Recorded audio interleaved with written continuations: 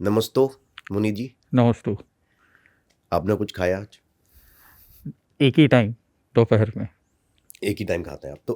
अंजलि में ही लेते हैं उसको? नहीं, पात्रा में लेते हैं। अच्छा हमारा वुडन का वेसल होता है, उसको पात्रा कहते हैं। अच्छा, क्योंकि मैं एक पॉडकास्ट मैंने किया था और जब मेरी बात हुई उनसे तो मुनि जी ने मुझे बताया था कि वो अंजलि में लेकर जितना उनके हाथ में आएगा उतना ही खाएंगे और उतना ही पानी पिएंगे। तो इसमें क्या डिफरेंस कि आप अंजलि में नहीं लेंगे और आप वुडन में लेंगे, तो ये डिफरेंस क्यों है? हाँ, तो जैसे भगवान महावीर स्वामी जब थे, भगवान महावीर वो खुद अंजलि में ही लेते थे। अच्छा। और वो दिगंबर अवस्था में रहते थे, बिना वस्त्र के। पर उस समय के बाद दो व्यवस्थाएं हुई। एक हुई जिनकल्पी व्यवस्था और एक हुई स्थविर कल्पी व्यवस्था। यानी कि एक व्यक्ति वो होंगे साधक जो बिना वस्त्र के भगवान महावीर के जैसे ही जीवन का यापन करेंगे, और एक स्थविर कल्पी यानी कि समाज के हिसाब से, क्योंकि वो समाज में रह नहीं सकते उस तरीके से। तो हम श्वेत वस्त्र धारण करेंगे और समाज के बीच में जो हमारा पात्र होगा, उस पात्र में हम एक टाइम भिक्षा ग्रहण करेंगे। अच्छा, तो ये ही डिफरेंस है मेजर, या इसके अलावा भी कुछ डिफरेंस हाँ, है? बहुत सारे डिफरेंसेस हैं। जैसे उनकी साधना बहुत ज़्यादा कठिन होती है। हम रेगुलर बस्ती के बीच में रहते हैं। हमारे जितने भी प्रोग्राम्स होते हैं, आध्यात्मिक कार्यक्रम होते हैं सुबह से लेकर, तो उसमें पब्लिक ज़्यादा जुड़ी हुई होती है आपके उसमें? हाँ। लेकिन मैं जिस प्रोग्राम में मैं गया था, मैं आपको ऑनेस्टली बताता हूँ, वो बहुत भव्य था। और गुजरात में मैं गया था, अहमदाबाद में, कई किलोमीटर लंबा पंडाल लगा हुआ था, बहुत लोग आए हुए थे। डिफरेंस मैंने वही देखा जो आपने बताया कि उनके तरीके में और आपके तरीके में थोड़ा डिफरेंस है। एक तो ये जो हमारे बाल होते हैं, केश होते हैं, तो उसके लिए भी मैंने उनको देखा कि वो कटवाते नहीं है, वो नोचते हैं। हम भी वो नोचते हैं। आप भी वो नोचते हैं? हाँ हाँ। अच्छा, बाकी सब सेम ही होता है, पैदल चलना, नोचना। तो आप भी पैदल चलते हैं पूरा? हाँ, मोस्टली। जैसे अभी सिर्फ मेरे गुरुजी की किडनी फेल हुई थी, तो तब हमको एम्बुलेंस यूज़ करनी पड़ी। तो वैसे एक्सेप्शनल जो केसेस होते हैं तब, बाकी हमने पैदल ही पूरा घुमा हुआ है। जैसे गुजरात से महाराष्ट्र, महाराष्ट्र से हैदराबाद, हैदराबाद से तिरुपति, तिरुपति से चेन्नई, सारा पैदल ही किया घुमा हुआ है। फिर से चेन्नई से विशाखापट्टनम, विशाखापट्टनम से कोलकाता। अच्छा, इसमें ना दो तीन तरह की बातें आती है। मैं आपसे पूछता हूँ, जैन धर्म की जब हम बात करते हैं तो जैनिज्म को कहा जाता है दो तरह की बातें। एक होता है कि बुद्धिज्म के बाद से जैनिज्म आया है, एक है कि बुद्धिज्म के साथ ही जैनिज्म शुरू हुआ था, और दूसरा सबसे बड़ा जो बात होती है जिसके बारे में, वो ये है कि सनातन से ही जैनिज्म भी निकला, जैसे बुद्धिज्म निकला। हाँ। तो इसमें क्या कनेक्शंस हैं फिर? तो एक सिंपल बात है, फिलॉसॉफिकली हमारे पास दो प्रकार के एग्जिस्टेंस है। अस्तित्व हमारा दो प्रकार का है, एक है बॉडी का और एक है सोल का, आत्मा का। तो सनातन धर्म को हम ये मानते हैं कि वो बॉडी से जुड़ा हुआ है, यानी कि 16 संस्कार होते हैं, विवाह संस्कार, अग्नि संस्कार, ये सब संस्कार होते हैं। जैन धर्म के किसी भी मंदिर में किसी की शादी नहीं होती है, और ना ही संसार के किसी भी प्रयोजन में हमारी उपस्थिति होती है। हम आत्मा को लक्ष्य में करके आध्यात्मिक जीवन जीते हैं। तो जैन धर्म ये मानता है कि जो जन्म परन मरण, शादी जन्म होता है, वो बॉडी का होता है, सोल का नहीं होता है। तो 16 संस्कार और सनातन धर्म में जो रिचुअल्स हैं, वो रिचुअल्स बॉडी सेंटर्ड रिचुअल्स हैं। और जैन धर्म के जितने भी रिचुअल्स हैं, हर रिचुअल में तपश्चर्या, उपवास रहता है, हर रिचुअल में त्याग होता है, दानशीलता भाव रहता है। तो कोई भी रिचुअल जैसे सनातन धर्म में जो फिजिकल रिचुअल्स होते हैं, वो यहाँ पे नहीं होते हैं। उसका कोई बड़ा रीजन है? हाँ, क्योंकि जैन धर्म सोल सेंटर्ड है। उसकी हर जितनी भी साधनाएं होंगी, सब सोल सेंटर्ड ही होंगी।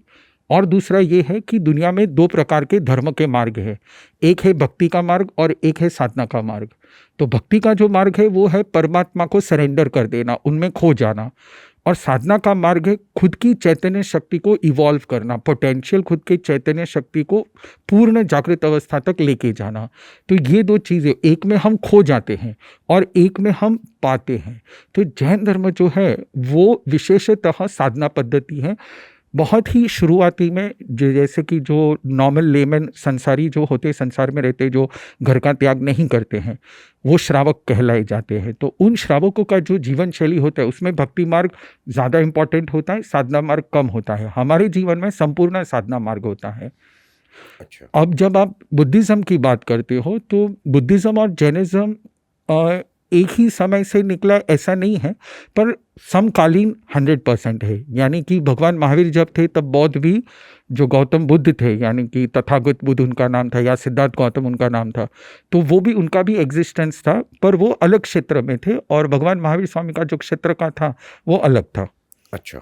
अच्छा, अगर हम बात करें एक लमसम आइडिया की, तो कितने हजार साल पुराना जैन धर्म है? हाँ, तो जैसे हम अगर 1000 साल पुराने की बात करेंगे तो that will become an historical event, यानी कि इतिहास में कुछ एक घटना हुई।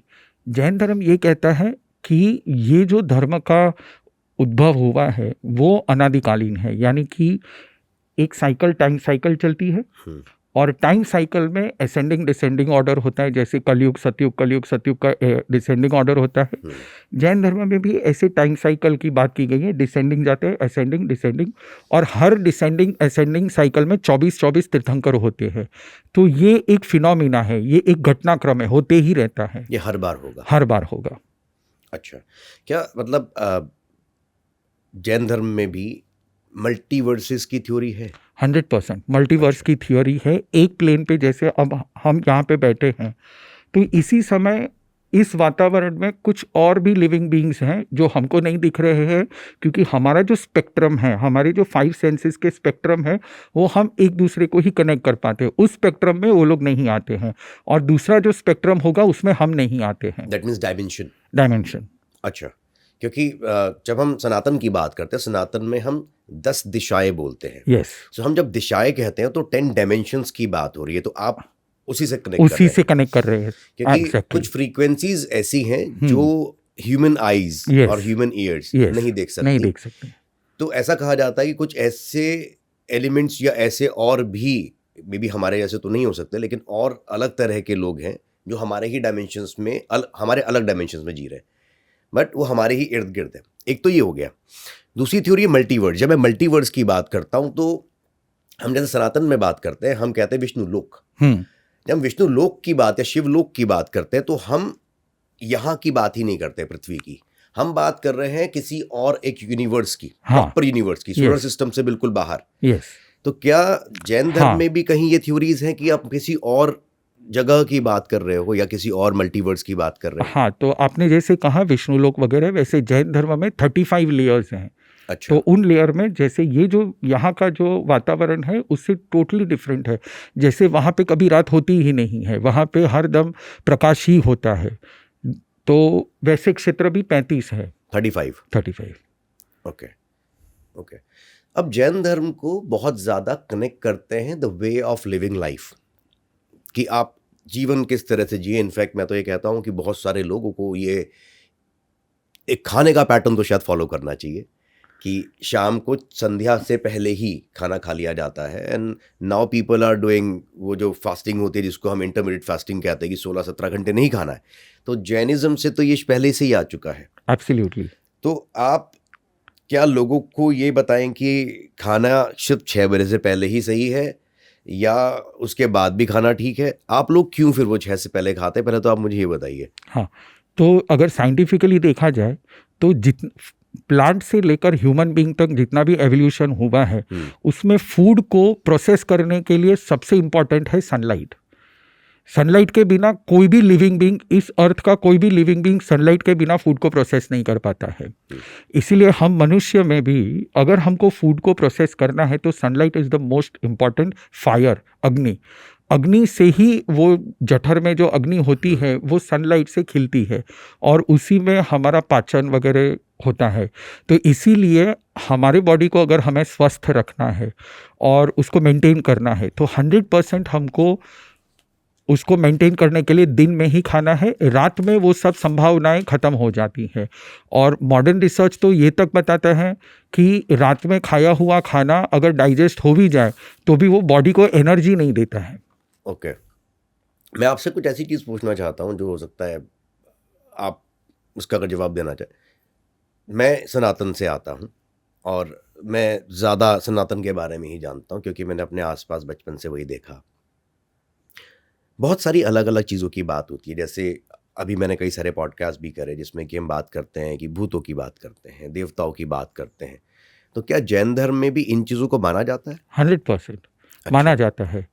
ऐसे होता है कि हमें ये शरीर मिला है और हमारी जो कॉन्शियस आत्मा होती है उसका जो लेवल होता है वो तो कंटिन्यू होता है। जैसे हमारे में ये माना गया है, मान लो यहाँ पे कोई गरीब बेगर है, वो रास्ते पे बैठते, वो कोई गलत काम कुछ भी नहीं कर रहा है, सिर्फ खाना लेता है और he is not having any greediness, ज़्यादा कोई ईगो भी नहीं है, कुछ भी नहीं है, उसको कोई गुस्सा भी नहीं है, कुछ भी जैसे पाप जैसे काम क्रोध मोह मद ऐसा कुछ उसको है नहीं, जो मिलता है खा लेता है, चुपचाप बैठा है।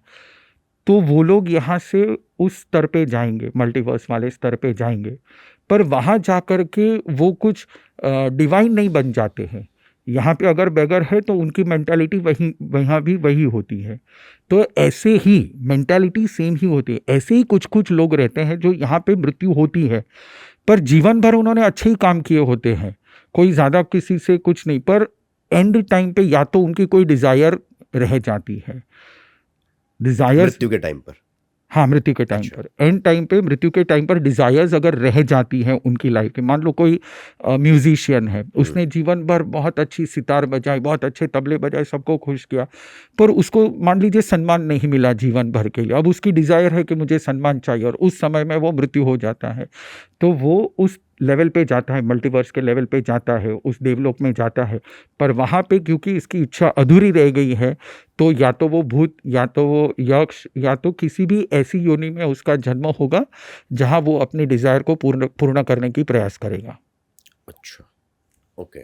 तो जैसे अगर अब फिर हम अगर बात करें तो शायद ये कहीं ना कहीं कनेक्ट हो रहा है अब, कि हम भी यही बात कर रहे हैं कि लोग मरते हैं फिर से जन्म लेते हैं।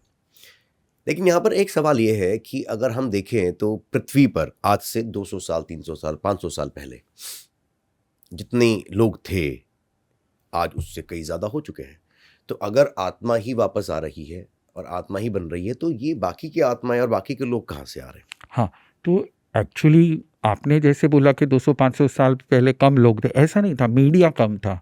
लोग तो हर जगह पे फ्लरिश होते ही रहते हैं, उनकी जो बस्तियाँ होती हैं, पहले तो बहुत ज़्यादा थे उल्टे का। अभी तो हमारे यहाँ पे हिंदू धर्म में या इंडिया में ऐसा हो गया है कि एक का एक ही बच्चा होता है। जैसे मेरे पिताजी हैं तो उनके मामा मासी मिलकर 14 हैं, वो हैं अभी एग्जिस्ट, उसमें से 2-3 गए पर हैं। पर उसके पहले भी ज़माने में 1-2 बच्चे नहीं हुआ करते थे, एक-एक फैमिली में 7-7 8-8 बच्चे, normal, that was a normal lifestyle ऐसे।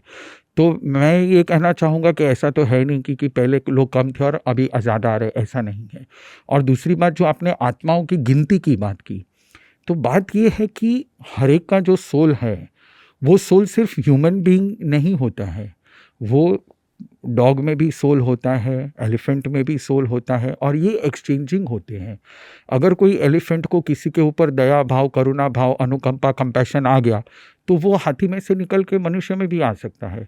और हम अगर कोई जानवर की तरह बिहेव करते हैं, यानी बहुत ज़्यादा किसी के ऊपर जुल्म देते हैं, तो हम भी यहाँ से मर के सांप की योनि में या किसी और योनि में जन्म ले सकते हैं। तो ये एक्सचेंज हर समय चलते रहता है। अच्छा, मेरे एक पॉडकास्ट मैंने किया था, यही डिस्कशन मेरी हुई थी, तो उन्होंने मुझे थोड़ा सा अलग इस पर बात कही थी। उन्होंने कहा था कि एक बार ही अगर आप इंसान बने तो आप डिग्रेड नहीं होते। डिग्रेड ऐसे, इंसान बनने के बाद आप कोई और योनि में नहीं जा सकते, तो आप हमेशा इंसान ही बनोगे, उसी में ऊपर नीचे कुछ होता रहेगा, क्योंकि एक सोल एज है। ये सपोज एक सोल एज है 2000 साल की, अब 2000 साल तक आपको वापस आना है, वो सर्कल कंप्लीट करना है। अब इसमें मेरा एक सवाल ये रहता है कि हम कर्मों की थ्योरी पे काम करते हैं, है ना। भगवान श्री कृष्ण ने गीता में बोला, कर्मण्येवादी कारस्ते मा फलेषु कदाचन।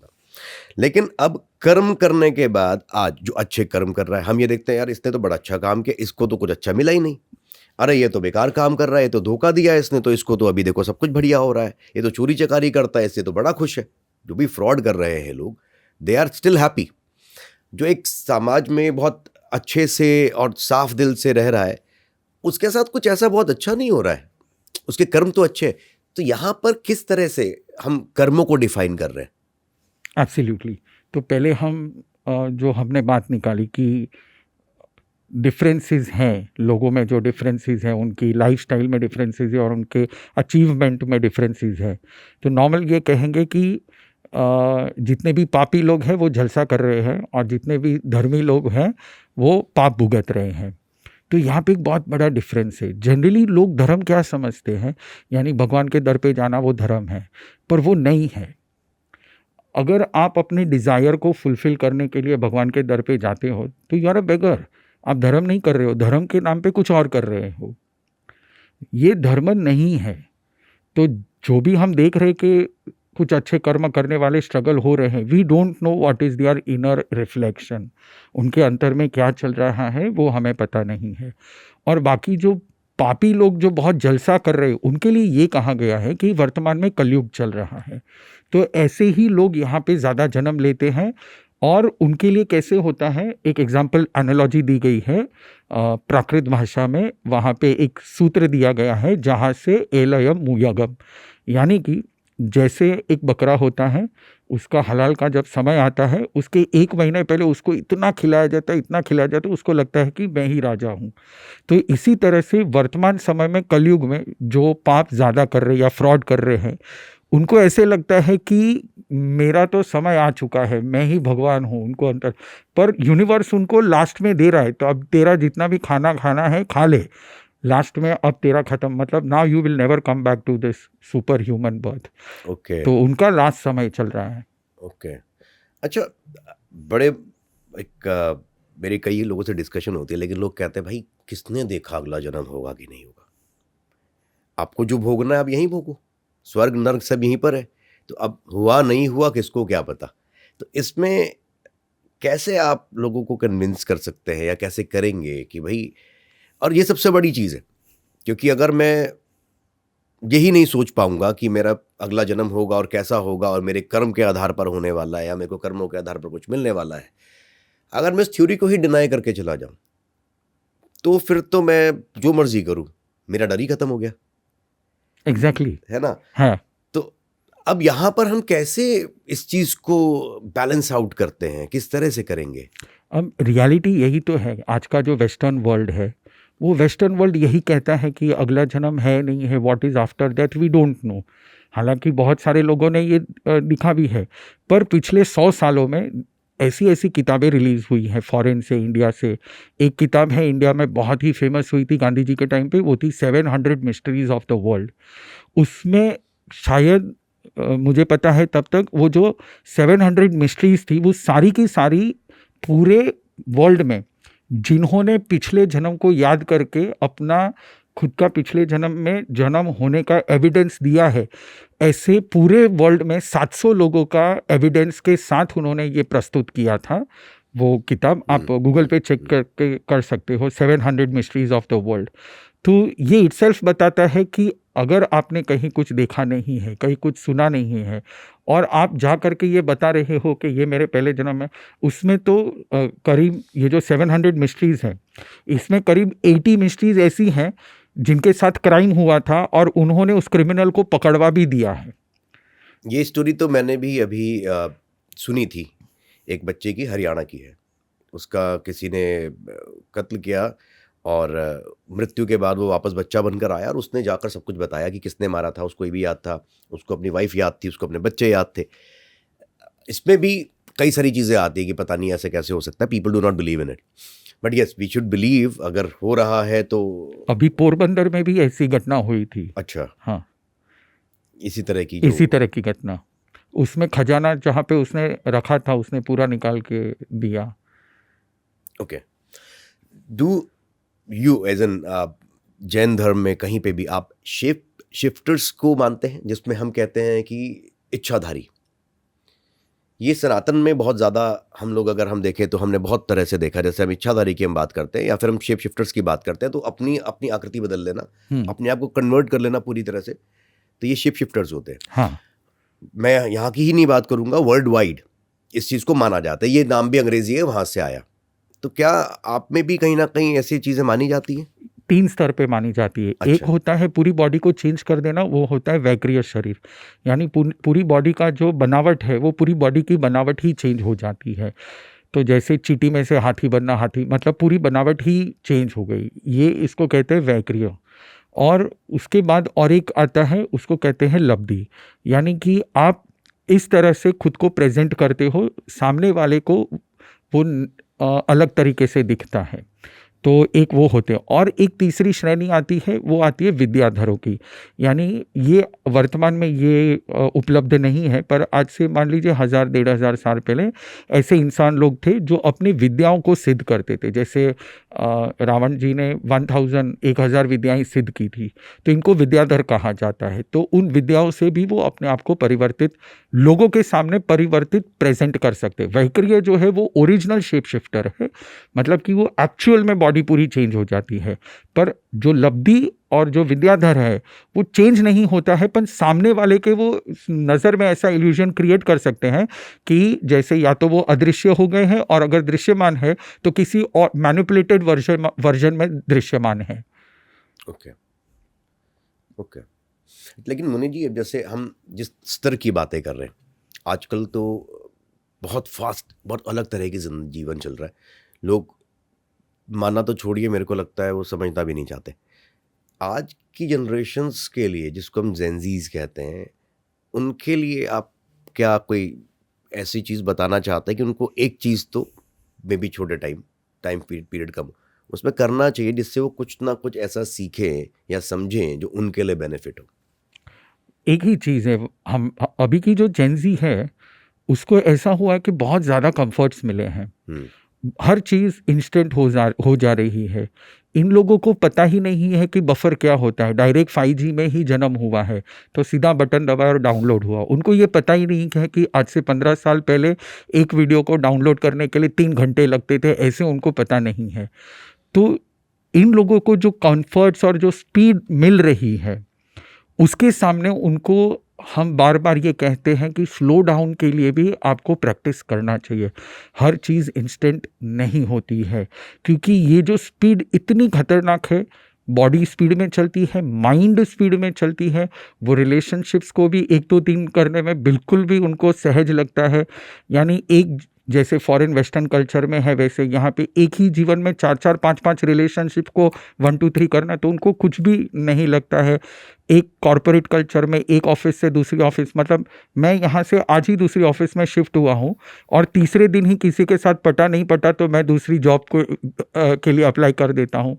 ये जो फास्ट जो चल रहा है, और कंफर्ट जो मिल रहा है, इसके अलावा भी कुछ है, उनको ये सीखना बहुत ज़रूरी है।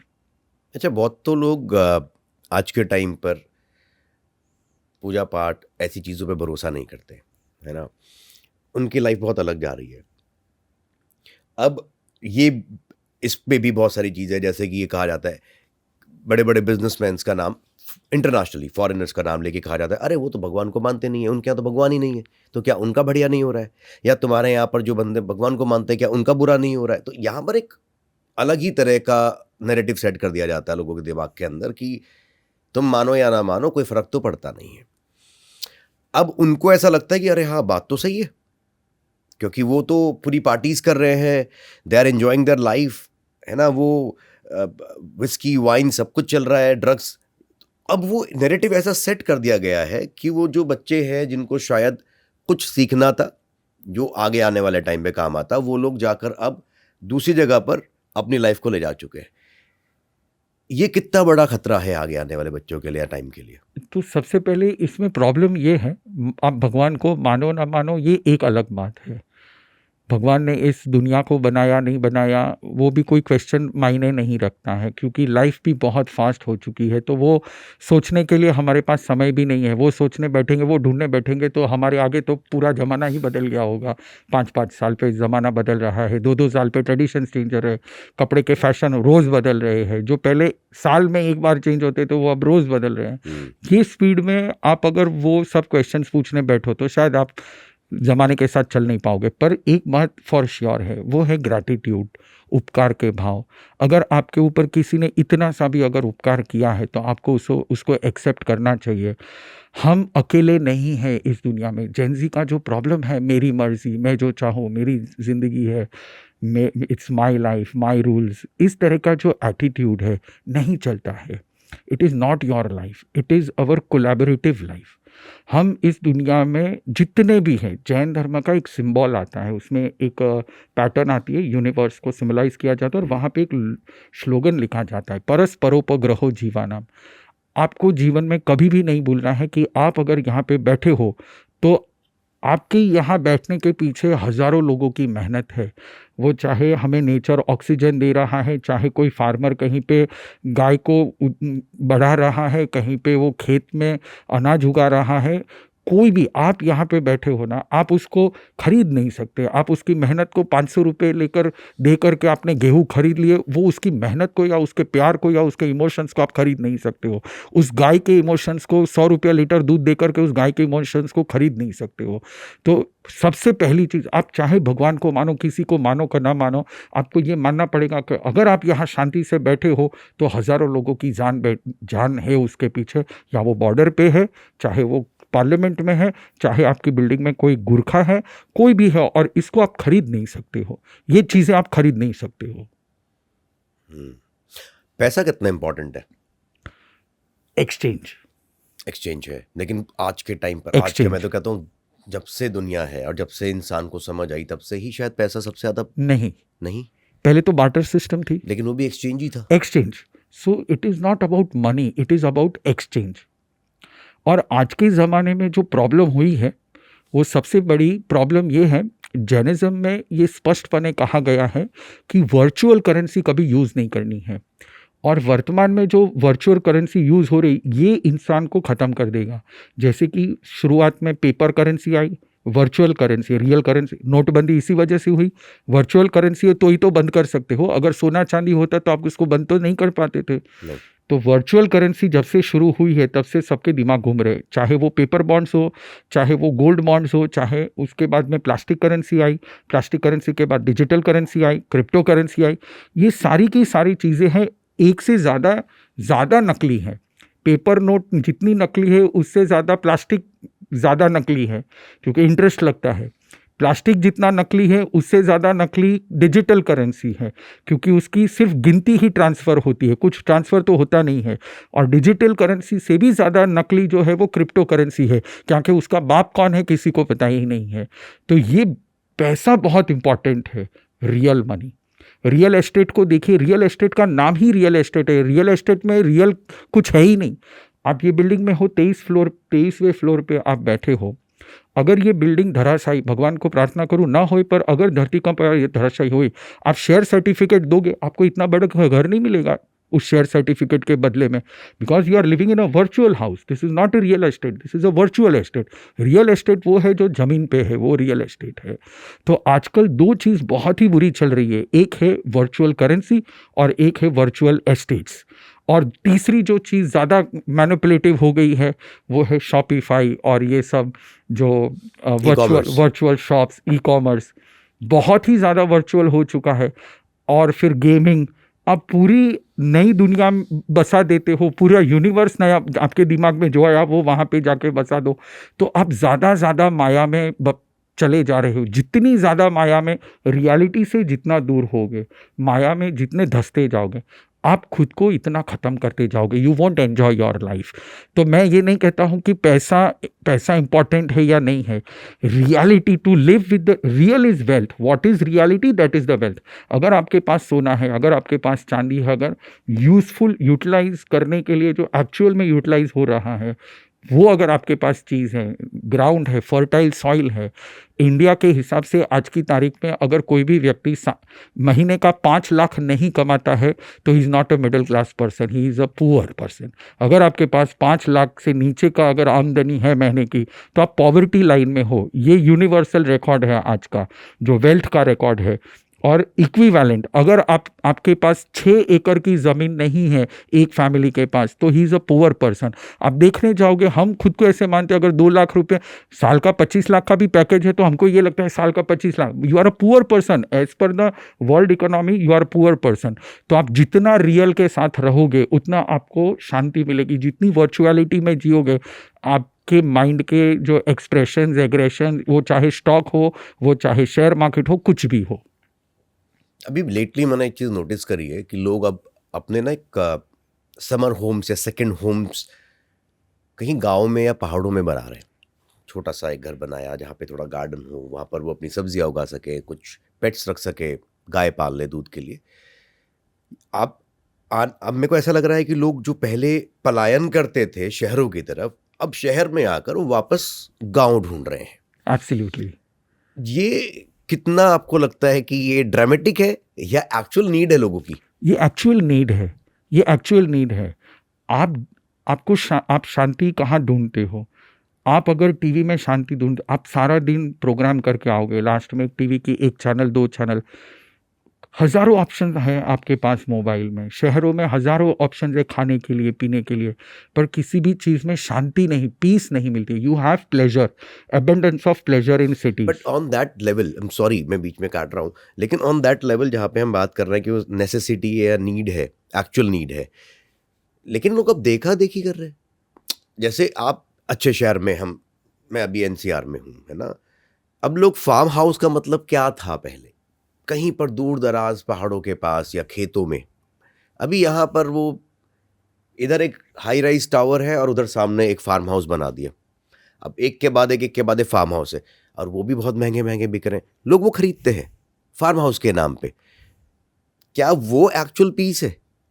नहीं, वो तो 100% मैं कहूँगा बिजनेस, जैसे अभी दुबई में उन्होंने खड़ा किया, ये सब बिजनेस ट्रिक्स है। ये तो हम नॉर्मली जानते हैं। जब इंडिया की सरसों के तेल की मार्केट ख़त्म करनी थी तो ऑलिव ऑयल को प्रोपोगेट किया और उसको बढ़ाया। अब सप्लीमेंट्स को प्रोपोगेट कर रहे हैं। हर समय पे हर चीज़ को प्रोपोगेट हो ही रहा है। मैं प्रोपोगेशन की बात नहीं कर रहा हूँ, मैं नॉर्मल इंसान की बात कर रहा हूँ। नॉर्मल इंसान को जीवन में दो ही चीज़ मिलती है, शहरों में या कहीं भी। एक है प्लेजर, अबंडेंस ऑफ कंफर्ट्स, और एक है पेन। उसके बीच में भी उसके मन में, तो पेन और प्लेजर के बीच में बहुत छोटी सी लाइन है, वो है पीस की लाइन। पीस समझना बहुत ज़रूरी है आज की तारीख में। जैसे मैं आपको एक एग्जांपल दूंगा।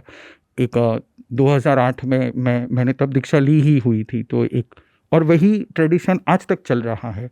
एक हमारे फॉलोवर थे, वो आए थे और उन्होंने कहा कि गुरुजी मैं अभी 3 करोड़ के घाटे में हूँ, अगर मुझे मिल जाए तो मैं, उसके पास 19 शॉप्स थी उस टाइम पे, 2008 में मुंबई में बोरीवली, दहिसर, मलाड, गोरेगांव, ये एरियाज़ हैं, वहाँ पे थी, बहुत अच्छे एरिया में थी। अब वो मुझे कहता है कि इस टाइम 3 करोड़ के घाटे में गया, गुरुजी आशीर्वाद दो, कैसे भी करके इसमें से निकल, जीवन में कभी किसी चीज़ में हाथ नहीं लगाऊंगा, कभी कुछ नहीं करूँगा। अब हम तो क्या है, हम तो उसको आशीर्वाद दे देते, अब उससे होगा कि नहीं होगा हमको भी नहीं पता है, पर हम उसके जीवन में शांति आए वो हम प्रार्थना करते हैं। हमने उसके लिए प्रार्थना की कि उसके जीवन में शांति आए, और कुछ 2-3 महीने में उसकी कुछ 2-3 डील्स हो गई, तो उसका आ गया और वो सब शांति हो गई। 1 साल तक तो वो दिखे नहीं। 1 साल के बाद फिर से हमको दर्शन करने आए और हमको कहे कि गुरुजी आपको बोरीवली आना है। मैंने कहा क्यों? हम नया प्रोजेक्ट शुरू कर रहे हैं। तो शांति किसी को नहीं है। लोग कहते हैं कि मुझे शांति चाहिए, शांति किसी को नहीं चाहिए, सबको स्टिमुलेशंस चाहिए होते हैं। एक्चुअली में शांति है क्या? एग्जैक्टली, वही समझना बहुत ज़रूरी है। शांति के 3 उपाय हैं। सबसे पहला उपाय है, जैसे कि नरेंद्र मोदी जी का 2019 में जब फिर से शिफ्ट हुआ, तो उस समय में कुछ लोगों को उन्होंने कंटिन्यू किया। कुछ आईएएस ऑफिसर्स थे जो कांग्रेस के टाइम से काम कर रहे थे, 2014 से 19 भी काम किए, उसके बाद भी काम कर रहे थे। तो उसमें से एक ऑफिसर ने मोदी जी को पूछा कि मुझे लगा कि मैं कांग्रेस का हूं तो आप मुझे निकाल दोगे, पर फिर भी आपने मुझे रखा है, I am very thankful to you, I am very gratitude to you. मुझे एक चीज़ समझ नहीं आती है, मैंने बहुत सारे लोगों को पार्लियामेंट में आते जाते देखा है, लेकिन कोई भी अपने जेब से 1 रुपया भी, एक मौसम्बी का जूस भी पीना हो तो वो खुद नहीं खर्चा करता है। पर आपने आज तक, मेरा ये 5 साल का अनुभव रहा है, तो ये कैसे कर लेते हो आप? तो उन्होंने 3 चीज़ बताई। There are few people who want to sell more, जिनको ज़्यादा बेचना है, they just want to sell revenue करना है। Few people want to buy more, जैसे लेडीज़ लोग होती है, शॉपिंग करते ही रहना है, जो देखा क्लिक करना है, few people want to sell more, few people want to buy more. I am the person who wants no more. ये मोदी जी बोल रहे हैं। मुझे कुछ चाहिए ही नहीं, मैं सिर्फ देश की भलाई चाहता हूँ, मेरे पर्सनल कोई इसमें बेनिफिट्स ही नहीं है। अब ये सच बोल रहे हैं नहीं बोल रहे वो उनकी मर्जी है, पर ये एक लेवल आता है, आई वॉन्ट नो मोर, मुझे कुछ नहीं चाहिए, बस मेरा जो जीवन है मैंने दूसरे लोगों के लिए लेकिन अब उनकी समर्पण बात कर अगर दिया करी है। जाए तो उनके पास तो सभी कुछ है ना।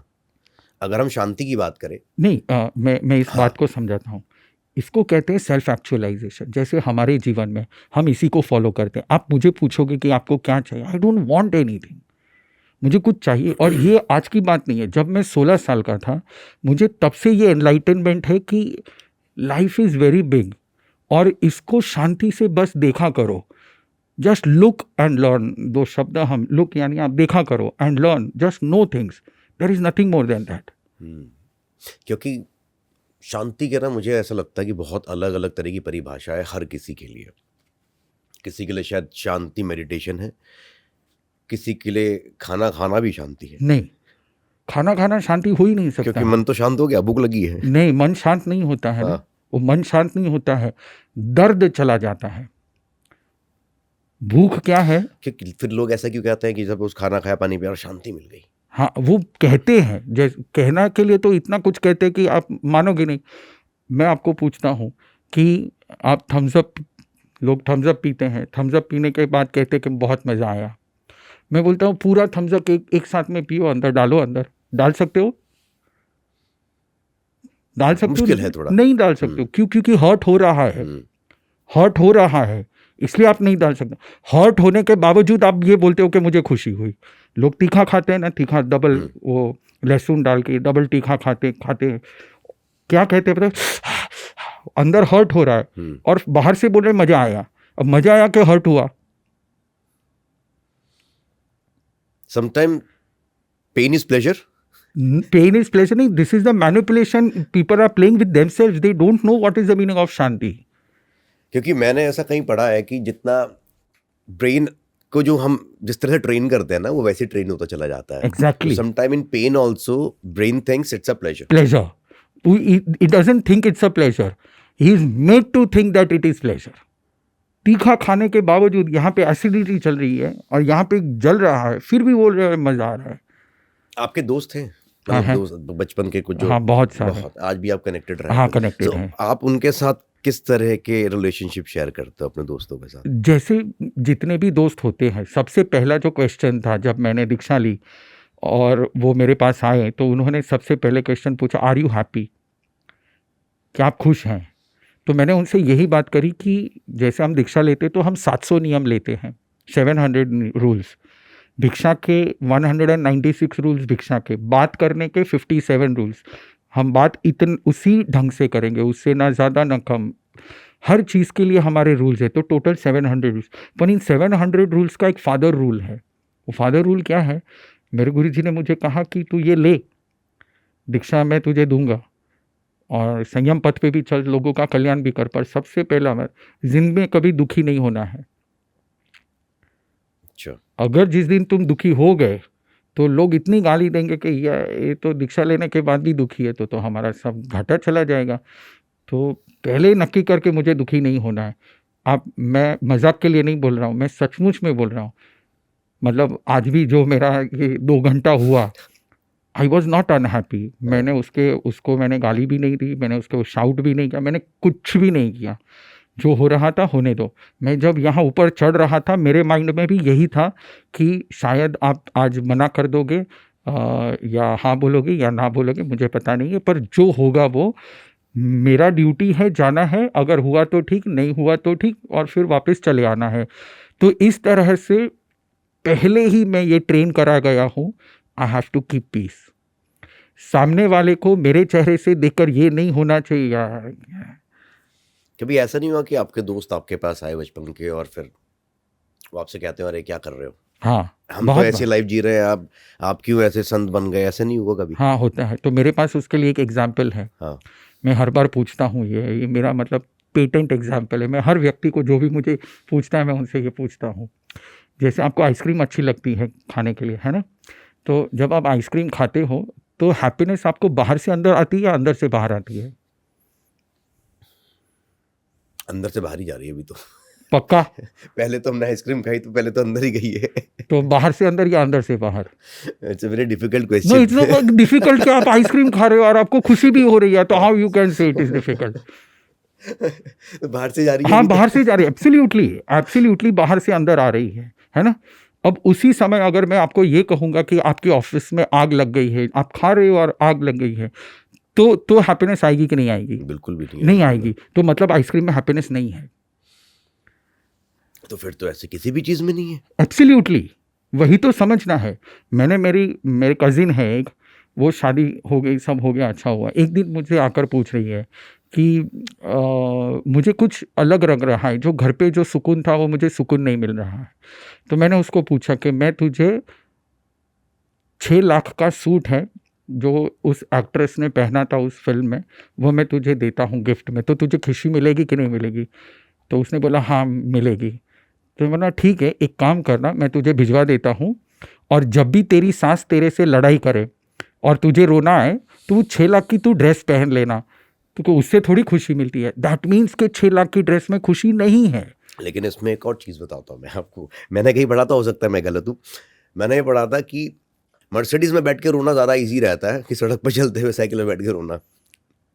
रोना तो दुख तो कहीं भी हो सकता है, लेकिन अगर आपके पास काफी कुछ है जिसमें कि आप एंजॉय कर सकते हो, तो वहां पर जो है ना, लोग थोड़ा सा ये सोचते हैं कि चल यार ठीक है, मेरे पास पैसा है या मेरे पास ये है ना, मैं चल ये कर लेता हूं।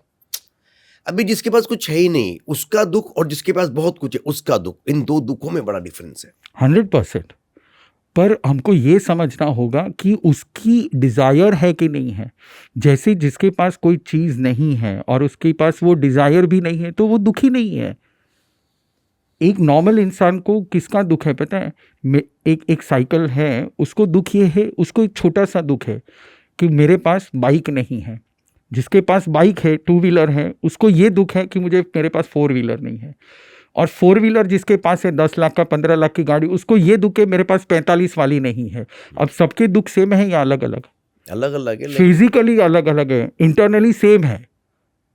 इंटरनली सेम है। वो 2 व्हीलर वाला 4 व्हीलर को देख के जो अंदर फील करता है, वो 4 व्हीलर वाला 45 लाख वाले की गाड़ी को देखकर वही फील करता है। तो मेरा कहने का मतलब ये है, लेकिन उसके बीच का जो डिफरेंस है डे टू डे लाइफ, ये बहुत बड़ा डिफरेंस है। ये मैं डिफाइन करना चाहता हूँ। हाँ, ये मैं डिफाइन करना चाहता हूँ। क्या है, आप जिस पोजीशन पे हो, आपने जो अचीव किया है, जैसे नरेंद्र मोदी जी के लिए 30 करोड़ की गाड़ी is not a luxury, it is his necessity. बिल्कुल। तो मैं ये कहता हूँ, आप जिस स्टैंडर्ड पे हो, जिस लेवल पे हो, और उस लेवल पे जो नेसेसिटी है या उसके आगे के लेवल पे जाने के लिए जो भी नेसेसिटीज है, अगर आप एक नॉर्मली फॉलो करते हो, एक कर्तव्य कर्म योगी बनकर अगर फॉलो करते हो, तो उसमें कोई प्रॉब्लम नहीं है। प्रॉब्लम कब है? जब आपको उसकी कोई नेसेसिटी ही नहीं है, आप आइडल हो, आप आलसी हो, और सिर्फ बैठे बैठे आप गुब्बारे बना रहे हो, थॉट्स के गुब्बारे बना रहे हो। दैट मेक्स, आज की दुनिया का सबसे बड़ा प्रॉब्लम ये है कि जिसके पास है उसको कोई प्रॉब्लम नहीं है, और जिसके पास नहीं है, आप देखना नीचे बैठे होंगे, अगर वो क्रिकेट खेलते हैं, अगर उसने आउट नहीं किया, अब उससे ज़्यादा जलन कुर्सी पे बैठ बैठ के इसको होती है, अरे मैं होता तो मैं अभी कैच पकड़ लेता, मैं ऐसे। अरे नहीं होता है ऐसे। छोटे छोटे बच्चे होते हैं, वो एग्ज़ाम के टाइम पे एग्ज़ाम लेकिन एक मैं आपसे चीज पूछना चाहता हूँ, बहुत सारे जैसे आप भी, जैसे अब मैं आपको भी संतों की कैटेगरी में लेता हूँ। मोस्ट ऑफ द संत क्या बात करते हैं कि आप मोह माया ये सब त्याग दो। नहीं, ये जनरल बातें होती है कि मोह माया त्याग दो, मतलब इसमें रखा कुछ नहीं। नहीं, ये पुरानी बातें हैं, ये पुराने सब ट्रेडिशन से। आप मोह माया को छोड़ दो, वो पुराने हैं। वर्तमान की जो बात है, या मुझे 16 साल की उम्र में जो रियलाइजेशन हुआ है, वो एनलाइटनमेंट की ये बात है, खुद को पहचानो, हु आर यू। अच्छा, मतलब मोह माया को त्यागना कोई जरूरी चीज नहीं है। मैं ये नहीं कहता हूँ कि मोह माया को मत त्यागो, मैं ये कहता हूँ कि मैनिपुलेशन नहीं होना चाहिए लाइफ में। क्योंकि अभी देखिए ना आप, अभी हमने बात करी कि हमने डिफरेंस की बात करी, हम आज के टाइम पर सबसे पहले किसको देखते हैं कि सक्सेस को हम कैसे आंकते हैं? पैसे से। हम किसी को सक्सेसफुल ऐसे मानते ही नहीं है कि इसके पास दो नॉलेजेबल पर्सन को हमें ज्यादा सक्सेसफुल मानना चाहिए, लेकिन हम सक्सेस को कैसे मान रहे हैं कि कौन ज्यादा पैसे कमा रहा है? Absolutely, absolutely. क्योंकि एक कहावत भी है कि जब तक तेरी जेब में पैसा है सब पूछते हैं कि भाई कैसा है। इसका रीज़न है क्योंकि वर्तमान का जो समय है उसका पूरा ये बनाया ही इस तरह से गया है कि आप हर चीज़ को पैसे से ही एक्सचेंज करो। सक्सेस, आप फ्रूट को एक्सचेंज करो तो भी पैसे से करो, सक्सेस को एक्सचेंज करो तो भी पैसे से करो। So that is why money is measured. हाँ, तो अब अगर हम सक्सेस का हमने आंकड़ा ही या हमने उसका एक क्राइटेरिया ही पैसा रख दिया है कि the person who has more, पैसा भी नहीं कहते, नंबर कहते हैं। अभी आपने वर्चुअल करेंसी की बात करी, नंबर किसका बड़ा है, हम इसकी बात कर रहे हैं। अब अगर नंबर ही देखकर किसी की सक्सेस को आंक रहे हैं तो हम कैसे इस चीज़ को माने कि वो नंबर कमाने के पीछे इंसान नहीं भागेगा?